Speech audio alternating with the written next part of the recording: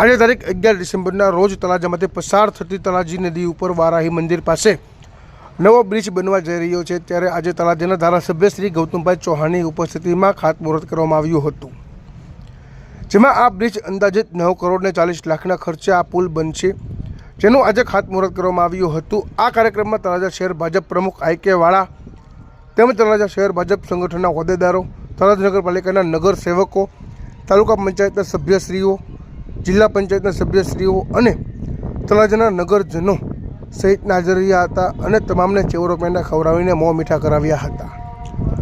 વધુમાં ધારાસભ્ય શ્રી ગૌતમભાઈ ચૌહાણે પત્રકાર મિત્રોને તેમ પણ જણાવ્યું હતું કે જ્યાં પણ વિકાસના કામો ચાલુ છે ત્યાં દેખરેખ રાખવા જણાવ્યું હતું અને ક્યાંય પણ નબળું કામ દેખાય તો જાણ કરવા જણાવ્યું હતું। વધુમાં ગૌતમભાઈ ચૌહાણે જાહેર જનતાને શું અપીલ કરી સાંભળો। આપણે ત્યાંથી છે ને 3 પેરેલલ જ આની થઈ જાય, આના પીએને ડિસ્ટર્બ ન થાય। હા બરાબર, 10 ફૂટ આપણે દૂર રાખતા આપણે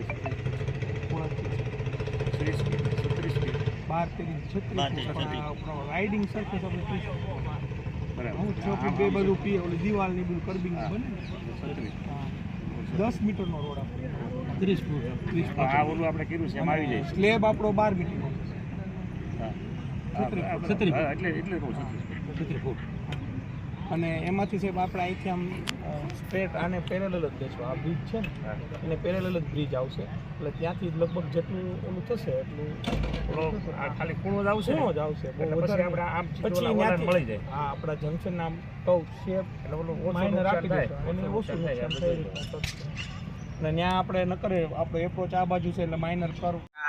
આજે તળાજા ખાતે તળાજા શહેરમાં એન્ટ્રી પોઈન્ટ એટલે તળાજી નદી પર એક વર્ષો જૂનો રેલવેનો પુલ કહેવાય, એ પુલ માત્ર છે અને એ પુલ ઉપર એ પુલ સાંકડો હોવાથી તળાજાની જનતાને ખૂબ ટ્રાફિકનો સામનો કરવો પડતો હતો।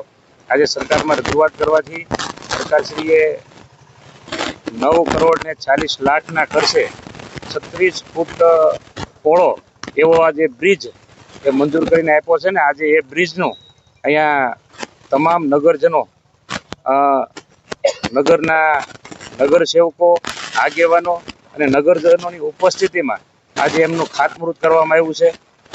એવું જ અહીંયા આ જ તળાજી નદી પર બીજો એક પુલ એનો પણ ટૂંક સમયમાં અમે ખાતમુહૂર્ત કરવા જઈ રહ્યા છીએ।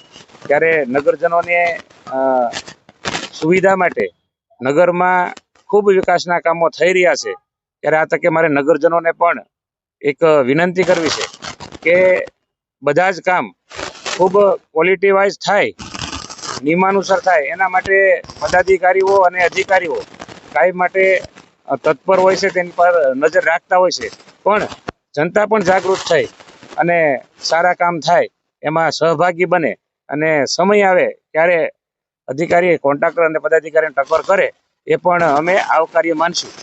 બસ।